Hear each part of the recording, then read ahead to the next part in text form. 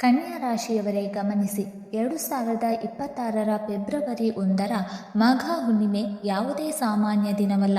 ಈ ದಿನ ಬ್ರಹ್ಮಾಂಡವೇ ನಿಮ್ಮ ಜೀವನದಲ್ಲಿ ದೊಡ್ಡ ಬದಲಾವಣೆ ತರಲು ಸಕ್ರಿಯವಾಗುತ್ತದೆ. ರವಿ ಪುಷ್ಯ ಯೋಗ ಮತ್ತು ಸರ್ವಾರ್ಥ ಸಿದ್ಧಿ ಯೋಗಗಳಂತಹ ಅಪರೂಪದ ಸಂಯೋಗಗಳು ಈ ದಿನ ರೂಪುಗೊಳ್ಳುತ್ತಿದೆ.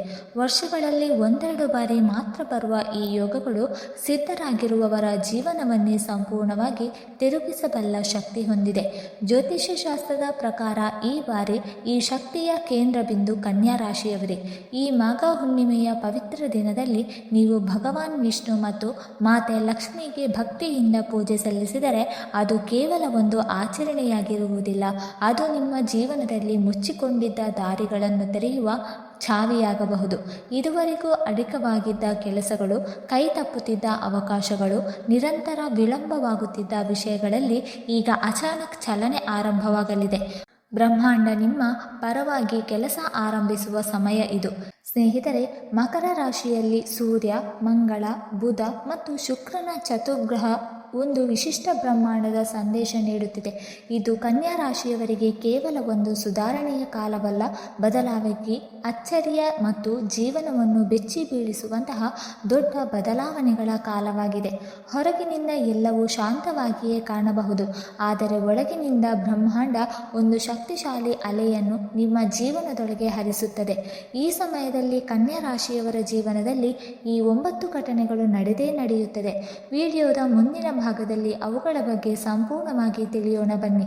2026 ಫೆಬ್ರವರಿ 1 ಬೆಳಗ್ಗೆ 5:52 ಮಧ್ಯಾಹ್ನ 3:38 ಈ ಮಾಘ ಹುಣ್ಣಿಮೆ ಅತ್ಯಂತ ಶಕ್ತಿಶಾಲಿ ಪರಿಣಾಮವನ್ನು ಹೊಂದಿರುತ್ತದೆ. ಯಾವ ನದಿಯಲ್ಲಿ ಮಾಡುವ ಸ್ನಾನ, ದಾನ, ಜಪ, ತಪ ಮತ್ತು ಸಂಕಲ್ಪಗಳು ಅನೇಕ ಪಟ್ಟು ಫಲ ನೀಡಬಲ್ಲವು. ಈ ಸಮಯದಲ್ಲಿ ಮಾಡಿದ ಒಂದು ಸಣ್ಣ ನಿರ್ಧಾರವು ನಿಮ್ಮ ಭವಿಷ್ಯವನ್ನು ಸಂಪೂರ್ಣವಾಗಿ ರೂಪಿಸಬಲ್ಲ ಶಕ್ತಿಯನ್ನು ಹೊಂದಿರುತ್ತದೆ. ಮೊದಲ ಘಟನೆ, ವೃತ್ತಿ ಜೀವನದಲ್ಲಿ ಅಪ್ರತ್ಯಾಶಿತ ಏರಿಕೆ. ಮಾಘ ಹುಣ್ಣಿಮೆಯ ನಂತರ ಕನ್ಯಾ ರಾಶಿಯವರ ವೃತ್ತಿ ಜೀವನದಲ್ಲಿ ನಡೆಯುವ ಬದಲಾವಣೆ ಸಾಮಾನ್ಯವಾದುದಲ್ಲ. ಇದು ನಿಮ್ಮ ಬದುಕಿನ ದಿಕ್ಕನ್ನೇ ತಿರುಗಿಸುವಂತಹ ಅಪ್ರತ್ಯಾಶಿತ ಏರಿಕೆ. ಕಳೆದ ಕೆಲವು ತಿಂಗಳುಗಳಿಂದ ಕೈಗೂಡದೆ ನಿಂತಿದ್ದ ಉದ್ಯೋಗಾವಕಾಶಗಳು, ಅಡೆತಡೆಗಳಿಂದ ವಿಳಂಬವಾಗುತ್ತಿದ್ದ ಪ್ರಾಜೆಕ್ಟ್ಗಳು ಹಾಗೂ ನಿಮಗೆ ಯೋಗ್ಯವಾಗಿದ್ದರೂ ಕೈತಪ್ಪಿ ಹೋಗಿದ್ದ ಪದೋನ್ನತಿಗಳು ಈಗ ಏಕಾಏಕಿ ಚಲನೆಯಲ್ಲಿಗೆ ಬರುತ್ತದೆ. ನೀವು ಹಿಂದೆ ಮಾಡಿದ ಪರಿಶ್ರಮ, ತಾಳ್ಮೆ ಮತ್ತು ಮೌನ ಶ್ರಮವನ್ನು ಹಿರಿಯರು ಹಾಗೂ ಅಧಿಕಾರಿಗಳು ಗಮನಿಸಿ ಮೆಚ್ಚುಗೆ ವ್ಯಕ್ತಪಡಿಸುವ ಸಮಯ ಇದು. ಕೆಲವರಿಗೆ ಹೊಸ ಜವಾಬ್ದಾರಿ, ದೊಡ್ಡ ಸ್ಥಾನಮಾನ ಅಥವಾ ಗೌರವದೊಂದಿಗೆ ಕೆಲಸ ಮಾಡುವ ಅವಕಾಶ ಲಭಿಸಬಹುದು. ಎರಡನೆಯ ಘಟನೆ, ಮಾಘ ಹುಣ್ಣಿಮೆಯ ನಂತರ ಆರೋಗ್ಯದ ದೃಷ್ಟಿಯಿಂದ ಕನ್ಯಾ ರಾಶಿಯವರು ವಿಶೇಷವಾಗಿ ಎಚ್ಚರಿಕೆ ವಹಿಸಬೇಕಾದ ಸಮಯ ಆರಂಭವಾಗುತ್ತದೆ. ಈ ಅವಧಿಯಲ್ಲಿ ಬುಧ, ಶುಕ್ರ, ಸೂರ್ಯ ಮತ್ತು ಮಂಗಳರು ನಿಮ್ಮ ಪಂಚಮ ಭಾವದಲ್ಲಿ ಸ್ಥಿತಿಯಾಗಿದ್ದು, ರಾಹು 6ನೇ ಭಾವದಲ್ಲಿ ಹಾಗೂ ಶನಿ 7ನೇ ಭಾವದಲ್ಲಿ ವಿರಾಜಮಾನರಾಗಿರುತ್ತಾರೆ.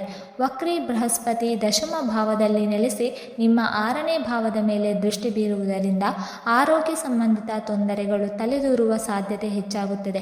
ವಿಶೇಷವಾಗಿ ಹೊಟ್ಟೆಗೆ ಸಂಬಂಧಿಸಿದ ಸಮಸ್ಯೆಗಳು, ಜೀರ್ಣಾಂಗದ ತೊಂದರೆಗಳು, ಜೀರ್ಣಕ್ರಿಯೆಯ ಅಸಮತೋಲನ ಹಾಗೂ ದೊಡ್ಡ ಅಂತರದಲ್ಲಿ ಸೋಂಕುಗಳಂತಹ ಸಮಸ್ಯೆಗಳು ಕಾಡಬಹುದು. ಈ ಲಕ್ಷಣಗಳನ್ನು ನಿರ್ಲಕ್ಷಿಸಿದರೆ, ಲಘುವಾಗಿ ತೆಗೆದುಕೊಂಡರೆ ಮುಂದಿನ ದಿನಗಳಲ್ಲಿ ಅದರ ಬೆಲೆ ಕಟ್ಟಬೇಕಾದ ಸ್ಥಿತಿ ಉಂಟಾಗಬಹುದು. ಮೂರನೆಯ ಘಟನೆ, ಮಾಘ ಹುಣ್ಣಿಮೆಯ ನಂತರ ಪ್ರೇಮ ಸಂಬಂಧಗಳಲ್ಲಿರುವ ಕನ್ಯಾ ರಾಶಿಯವರ ಜೀವನದಲ್ಲಿ ಏರುಪೇರುಗಳ ಸಮಯ ಆರಂಭವಾಗುತ್ತದೆ. ಒಂದೇ ಸಮಯದಲ್ಲಿ 4 ಗ್ರಹಗಳು ಪಂಚಮ ಭಾವದಲ್ಲಿ ಸ್ಥಿತಿಯಾಗಿರುವುದರಿಂದ ನಿಮ್ಮ ಮನಸ್ಸಿನಲ್ಲಿ ಆಕರ್ಷಣೆ ಒಂದಕ್ಕಿಂತ ಹೆಚ್ಚು ವ್ಯಕ್ತಿಗಳ ಕಡೆಗೆ ಹೋಗುವ ಸಾಧ್ಯತೆ ಇದೆ. ಇದು ನಿಮ್ಮ ಪ್ರೇಮ ಸಂಬಂಧಕ್ಕೆ ಪರೀಕ್ಷೆಯ ಸಮಯವಾಗಿರುವುದರಿಂದ ನೀವು ನಿಮ್ಮನ್ನೇ ನಿಯಂತ್ರಿಸಿಕೊಳ್ಳಬೇಕಾಗುತ್ತದೆ. ಈ ಸಂದರ್ಭದಲ್ಲಿ ಯಾರೂ ಬಂದು ನಿಮಗೆ ಬುದ್ಧಿ ಹೇಳುವುದಿಲ್ಲ. ನೀವು ಸ್ವತಃ ಯೋಚಿಸಿ, ಈಗಾಗಲೇ ಒಂದು ಸಂಬಂಧದಲ್ಲಿದ್ದರೆ ಮತ್ತೊಬ್ಬರನ್ನು ಆ ದೃಷ್ಟಿಯಿಂದ ನೋಡುವ ಪ್ರಯತ್ನವು ಮಾಡಬಾರದು ಎಂಬ ನಿರ್ಧಾರಕ್ಕೆ ಬರಬೇಕು. ಇಂತಹ ತಪ್ಪು ದೃಷ್ಟಿಕೋನ ನಿಮ್ಮ ಸಂಬಂಧಕ್ಕೆ ಕಠಿಣ ಪರಿಣಾಮಗಳನ್ನು ತಂದೊಡ್ಡಬಹುದು. ಆದ್ದರಿಂದ ನಿಮ್ಮ ಪ್ರೀತಿಯಲ್ಲಿ ದೃಢವಾಗಿ ನಿಂತುಕೊಳ್ಳಿ. ನಿಮ್ಮ ಪ್ರೀತಿ ಸತ್ಯವಾಗಿದ್ದರೆ ಈ ಸಮಯದಲ್ಲಿ ಅದು ಇನ್ನಷ್ಟು ಪಕ್ವವಾಗಿ ನೀವು ನಿಮ್ಮ ಪ್ರಿಯ ವ್ಯಕ್ತಿಗೆ ಇನ್ನೂ ಹತ್ತಿರವಾಗುವ ಸಾಧ್ಯತೆ ಇದೆ. ನಾಲ್ಕನೆಯದಾಗಿ ಮಗ ಹುಣ್ಣಿಮೆಯ ನಂತರ ಫೆಬ್ರವರಿ ತಿಂಗಳು ಕನ್ಯಾ ರಾಶಿಯವರಿಗೆ ಕುಟುಂಬದ ದೃಷ್ಟಿಯಿಂದ ಸಾಮಾನ್ಯವಾಗಿ ಅನುಕೂಲಕರವಾಗಿರುತ್ತದೆ. ತಿಂಗಳ ಆರಂಭದಲ್ಲಿ ಕುಟುಂಬದಲ್ಲಿ ಸೌಹಾರ್ದ ಮತ್ತು ಪ್ರೀತಿ ಹೆಚ್ಚಾಗುತ್ತದೆ. ಆದರೆ ಮಧ್ಯದಿಂದ ಕೆಲವೊಮ್ಮೆ ಮಾತಿನ ಭಿನ್ನಾಭಿಪ್ರಾಯಗಳು ಕಾಣಿಸಿಕೊಳ್ಳಬಹುದು.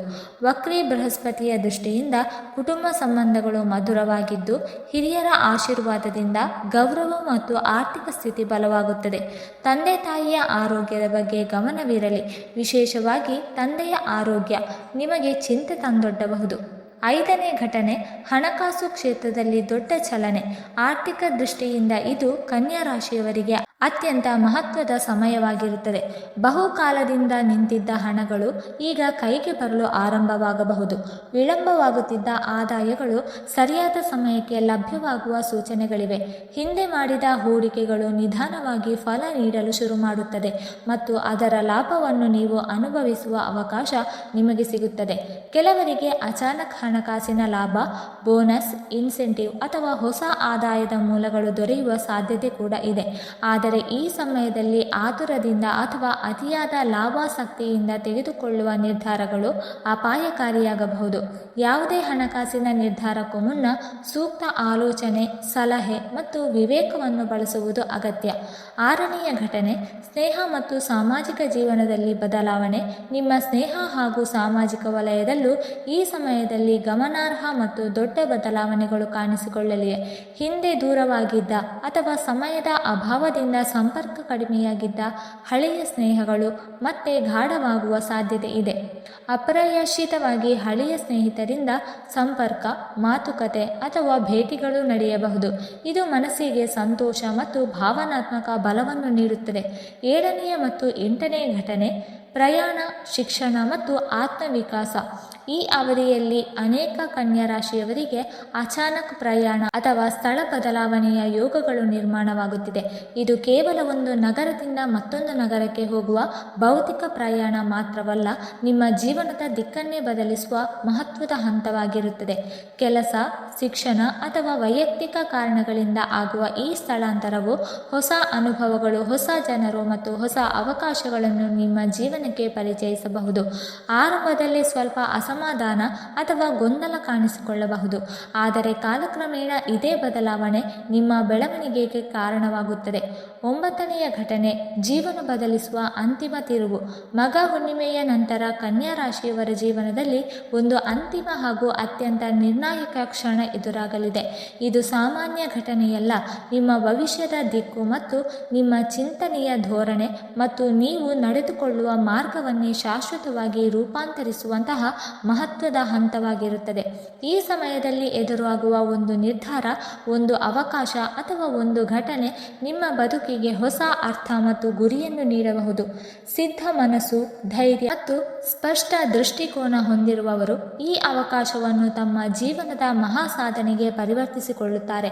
ಆದರೆ ಭಯ, ಸಂಶಯ ಮತ್ತು ಅತಿಯಾದ ಗೊಂದಲದಲ್ಲಿ ಸಿಲುಕಿರುವವರು ಈ ಅಮೂಲ್ಯ ಕ್ಷಣವನ್ನು ಕೈತಪ್ಪಿಸಿಕೊಳ್ಳುವ ಸಾಧ್ಯತೆ ಇದೆ. ಕನ್ಯಾ ರಾಶಿಯವರೇ, ಈ ಹಂತದಲ್ಲಿ ನಿಮ್ಮ ಭಾಗ್ಯ ಕೇವಲ ಗ್ರಹಗಳಲ್ಲ, ನಿಮ್ಮ ಜಾಗೃತ ನಿರ್ಧಾರಗಳು, ಆತ್ಮವಿಶ್ವಾಸ ಮತ್ತು ಸಮಯಕ್ಕೆ ತಕ್ಕಂತೆ ಕೈಗೊಳ್ಳುವ ಕ್ರಮಗಳ ಮೇಲೆ ಸಂಪೂರ್ಣವಾಗಿ ಅವಲಂಬಿತವಾಗಿದೆ. ವೀಕ್ಷಕರೇ, ಈ ಮಾಹಿತಿ ನಿಮಗೆ ಇಷ್ಟವಾಗಿದ್ದರೆ ದಯವಿಟ್ಟು ಲೈಕ್ ಮಾಡಿ, ಶೇರ್ ಮಾಡಿ ಮತ್ತು ಕಮೆಂಟ್ ಮಾಡಿ. ಹಾಗೆ ಮುಂದಿನ ವಿಡಿಯೋಸ್ಗಳಿಗಾಗಿ ನಮ್ಮ ಚಾನಲನ್ನು ಸಬ್ಸ್ಕ್ರೈಬ್ ಮಾಡಿಕೊಳ್ಳಿ. ಧನ್ಯವಾದಗಳು.